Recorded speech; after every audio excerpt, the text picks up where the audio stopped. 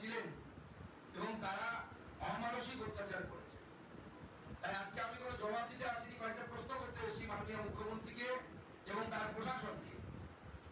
যে এই যে দিদির কোনো একজন দিদির ধর্ষণের বিচার চেয়ে কোনো ভাই যদি রাস্তায় নামে, সেটা কি কোনো অন্যায় কাজ করেছে? তারা কোন বোনের উপরে অত্যাচার হয়েছে, তার অত্যাচারীর শাস্তির দাবিতে যদি কোনো দাদা রাস্তায় নামে বা নবান্নতে গিয়ে মুখ্যমন্ত্রীকে বলে, প্রশ্ন করে আঙুল তোলে, মাননীয় মুখ্যমন্ত্রী আপনি ভুল করেছেন, আপনি আপনার পদ থেকে সরে যান, সেটা কি কোনো অন্যায় কাজ করেছে তারা? আজকে নিজের বাড়ির লক্ষ্মীদের, নিজের বাড়ির ছাত্র ছাত্রীদের নিরাপত্তার কথা চিন্তা করে অভিভাবকরা যে রাস্তায় নেমেছেন, নেমে কি তারা কোনো ভুল করেছেন? কেন পুলিশ নিরস্ত এবং শান্তিপূর্ণ মিছিলের উপরে কেন পুলিশ লাঠিচার্জ করলো? কেন কানালে গ্যাস ছুড়লো? এমনকি বয়স্ক মানুষ, মহিলারা পর্যন্ত ছাড় পায়নি। পুলিশ অজুহাত হিসেবে হয়তো বললো যে পাথর ছুড়েছে। কোনো জায়গায় পাথর ছোড়ার ঘটনা পুলিশের লাঠিচার্জের আগে ঘটেনি। কেমিক্যাল মেশানো জল স্প্রে করা হয়েছে, এরকম অভিযোগ আমরা ছাত্রদের কাছ থেকে পাচ্ছি যে জল কামান দেখেছে পুলিশ। ছাত্রদের, নিরীহ ছাত্রদের একটি আন্দোলন, সেই আন্দোলনে পুলিশ কেমিক্যাল মেশানো জল স্প্রে করছে। এটা কি ধরনের আচরণ? আমাদের এই ছাত্র সমাজে বেকার যুবক যুবতী যারা, তারা কি বাংলায় জন্ম নিয়ে তারা কি কোনো ভুল করেছেন? যে চাকরি বিক্রি করেছে তৃণমূল কংগ্রেস, তোলাবাজি করে বাংলার মানুষকে সর্বস্বার্থ করেছে, শিক্ষামন্ত্রী জেলে, প্রাক্তন খাদ্যমন্ত্রী জেলে, বিভিন্ন কেন্দ্রের টাকা চুরি করেছে, এমনকি ভোটাধিকার পর্যন্ত কেড়ে নিয়েছে, মানুষের গণতন্ত্র নেই এখানে। তার বিরুদ্ধে যখন আমাদের ছাত্র সমাজ যখন নামছে, বাংলার ছাত্র সমাজ যখন নামছে, তখন সেই বাংলার ছাত্র সমাজকে মাননীয় মুখ্যমন্ত্রী রক্ত স্নান করাতে চাইছে। মাননীয় মুখ্যমন্ত্রী আর বারবার আঘাত এনেছে। আমি শুনলাম এই দমদমের কাছে একটি মেয়ের নাকি ট্রাঙ্কের অবস্থায় পুলিশ লাঠিচার্জ করে যখন মাথায় বাড়ি দিয়েছে। এখনই খবর পেলাম, আমি অবাক হয়ে গেলাম যে কিভাবে আমরা পুলিশের আচরণ দেখতে পাচ্ছি, যে আচরণগুলো মানুষ কোনোভাবে মেনে নিতে পারছে না। এবং যে মুখ্যমন্ত্রীকে এত দমন পীড়ন করে ক্ষমতায় টিকে থাকতে হচ্ছে, সেই মুখ্যমন্ত্রীর কি ক্ষমতায় থাকার কোনো প্রয়োজন আছে কি? আমার তো মনে হয় না সেই মুখ্যমন্ত্রী ক্ষমতায় টিকে থাকার কোনো অধিকার আছে। তাই বাংলার মানুষকে জবাব দেওয়ার সময় এসেছে এবং এই জবাব দিতে হবে।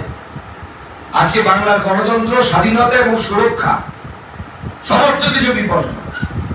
সেই জন্য এই আন্দোলন বিজেপির আন্দোলন, রাম বাম কোন আন্দোলনে মাননীয় মুখ্যমন্ত্রী দেয়াল লিখন করতে পারছেন না। মাননীয় মুখ্যমন্ত্রী দেয়াল লিখন করতে পারছেন না। বাংলার সাধারণ মানুষের আন্দোলন।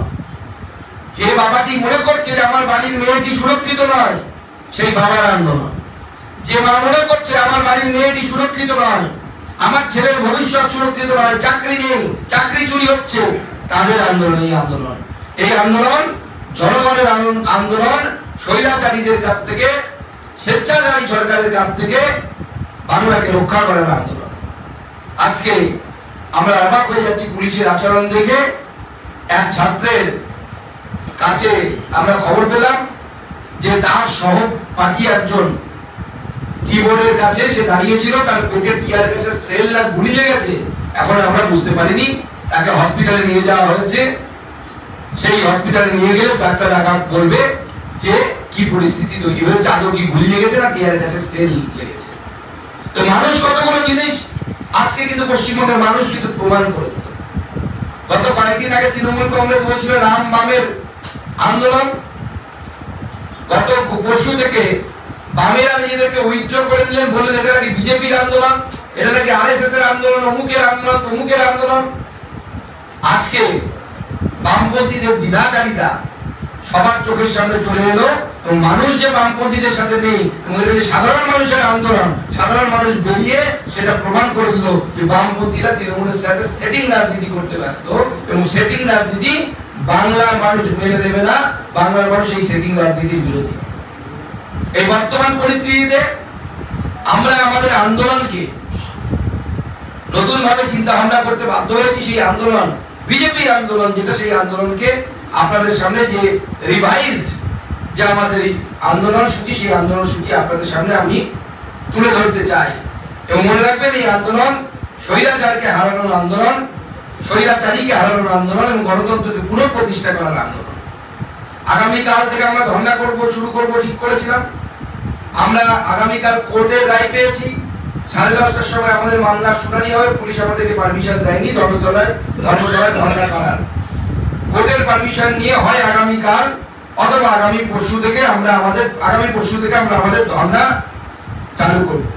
ছাত্র সমাজ যেহেতু আহত হয়েছে, ছাত্র সমাজকে আইনি এবং মেডিকেল হেল্প দেওয়ার জন্য আমাদের যে আজকের যে হেল্পলাইন নাম্বার ছিল, সেই হেল্পলাইন নাম্বারকে আমরা পুনরায় চালু করছি। আজকে থেকে চালু থাকবে, এখন থেকে চালু হয়ে যাচ্ছে।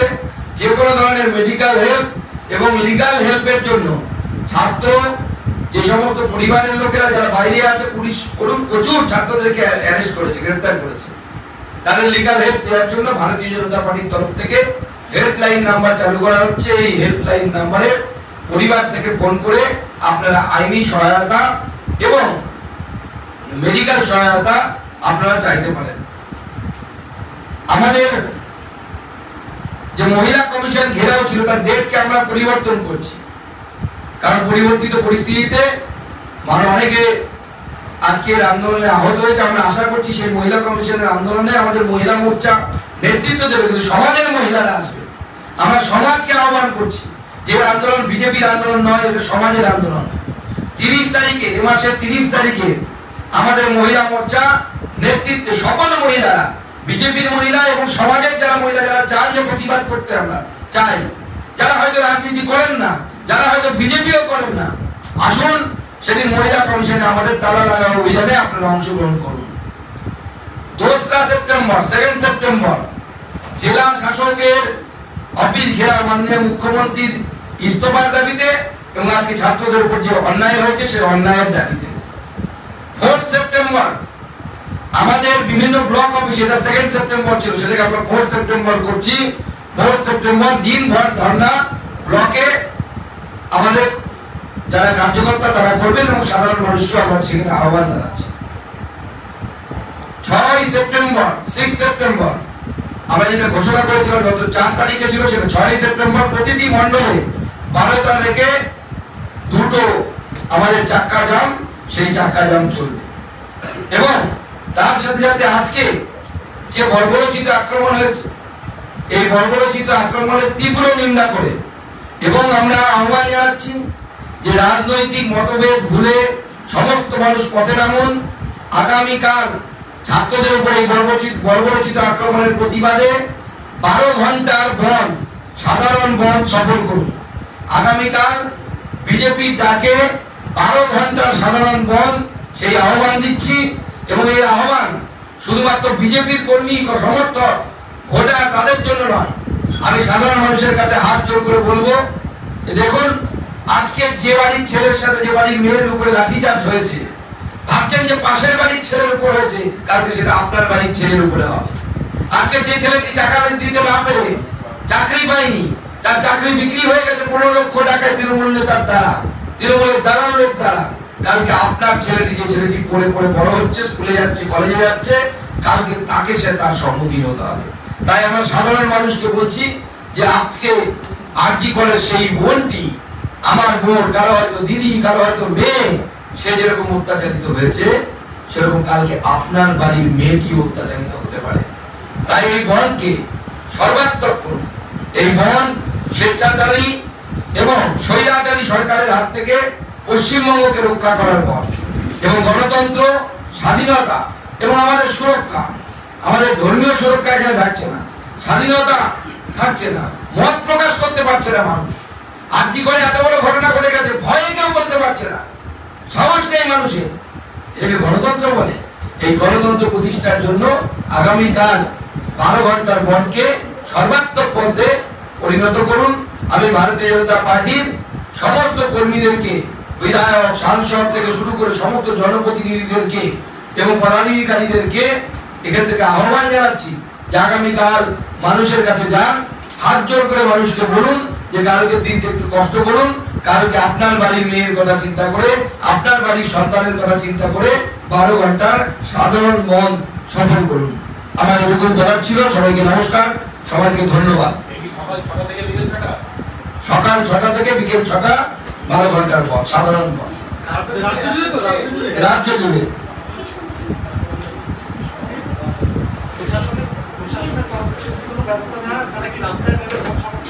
আমরা সাধারণ মানুষকে আহ্বান জানাচ্ছি রাস্তায় নেমে মত সফল করার জন্য। কারণ আজকের যে আন্দোলন হয়েছে এটা শুধু কোন একটা পন্থা, কোন একটা মত, কোন একটা রাজনৈতিক দল তাদের আন্দোলন নয়, তাদের আহ্বান নয়। বাংলার মানুষ নেমে আন্দোলন করেছে। দেখেছেন কোন রাজনৈতিক পতাকা ছাড়া যে বিপুল পরিমাণ মানুষ রাস্তায় নেমেছে, বিপুল পরিমাণ ছাত্র সমাজ বিপুল সংখ্যায় নেমেছে। আমার তো মনে করতে পারছি না বাংলায় এর আগে এইভাবে রাজনৈতিক ব্যানারে এত সংখ্যক ছাত্র ছাত্রী তাদের পরিবারের লোকেরা কেউ কোন রাস্তায় নেমেছে। অভূতপূর্ব এক দৃশ্য আজকে আমরা দেখেছি। সেই দৃশ্য প্রতিবাদের ভাষার দৃশ্য। মানুষ রাস্তায় নেমেছে, প্রতিবাদ করেছে এবং আগামী দিনেও প্রতিবাদ করবে। আমরা মানুষকে আহ্বান জানাচ্ছি, সাধারণ মানুষকে বলছি যে এই ছাত্রদের কথা ভেবে, যাদের উপরে লাঠি পড়েছে তাদের জন্য প্রতিবাদ করে প্রচুর আহত, গ্রেফতারি করা হয়েছে, তাদের কথা ভেবে আগামীকাল 12 ঘন্টার বন্ধ আপনারা সর্বাত্মকভাবে সফল করুন। গোটা রাজ্য জুড়ে সকাল 6টা থেকে সন্ধ্যে 6টা পর্যন্ত সাধারণ বন্ধের আহ্বান ভারতীয় জনতা পার্টির তরফ থেকে করা হয়েছে এবং এই বন্ধকে সফল করুন।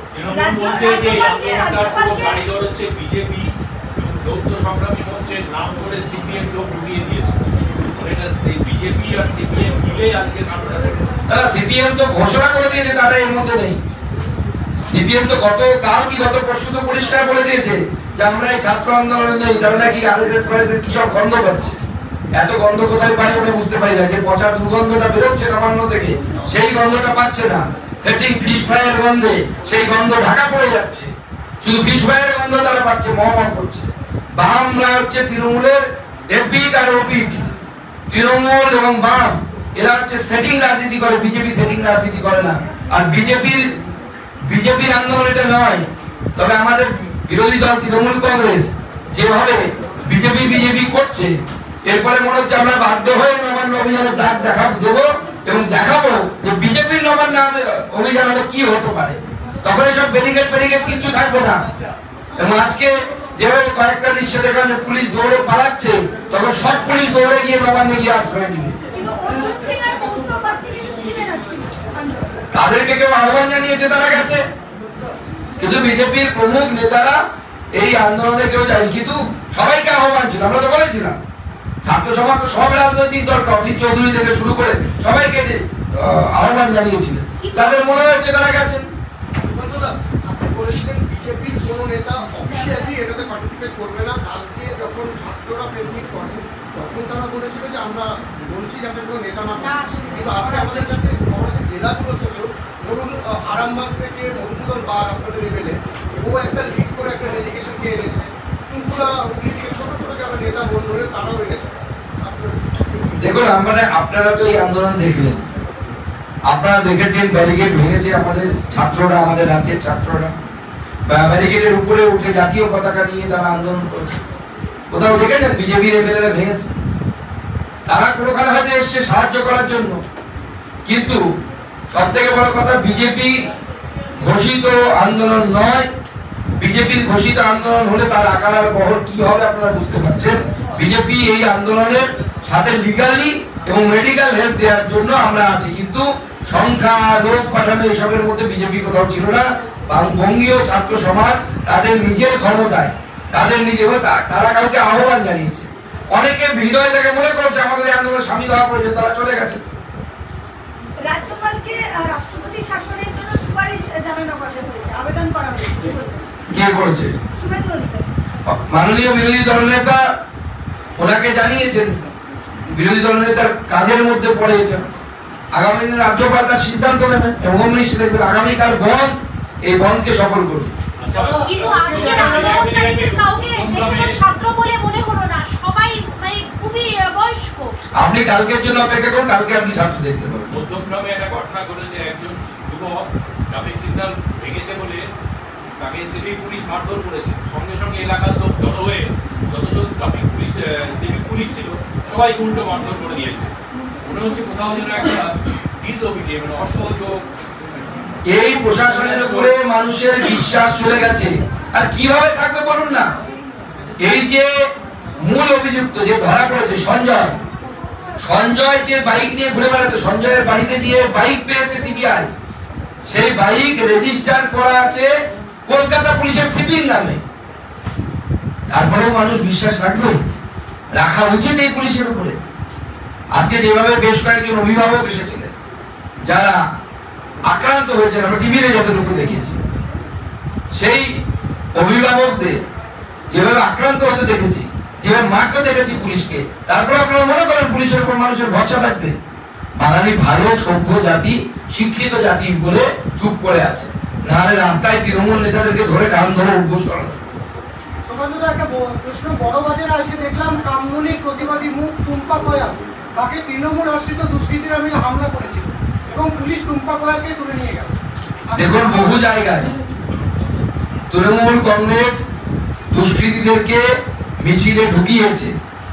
আমরা হাওড়ার ক্ষেত্রে খবর পেয়েছি যে আন্দোলনকারীদের পেছন থেকে তৃণমূল কংগ্রেসের দুষ্কৃতীরা ইট পাটকেল মেরেছে এবং তাদের পোশাক আশাক থেকে চেনা যাচ্ছিল যে তারা এই ছাত্র আন্দোলনের লোক না।